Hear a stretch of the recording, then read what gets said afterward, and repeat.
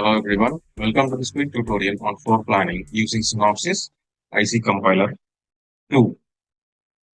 In ICC2, floor planning usually starts with the initialize floor plan command. So the initialize floor plan command will create the floor plan of default shape, which is of rectangular.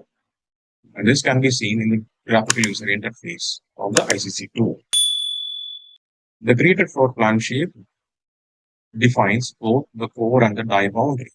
Now they are overlapping one above the other. Now to differentiate the core and the die boundary, we need to use a parameter or a switch along with the initialize command, which is the core offset. The core offset with some value, for example. Now upon executing this command, the tool tries to differentiate both the core and the die boundary, which can be seen in the graphical user interface. Now, apart from the rectangular floor plan, the tool also creates non-rectangular floor plans of the type of the L, D, and U. So upon executing this command with the shape L, the tool also creates the non-rectangular floor plan, otherwise called as rectilinear floor plan.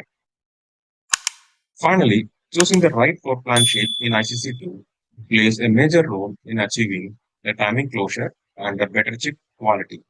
This is just a glimpse of the floor plan creation where our students will execute during the chip takeoff intensive training program.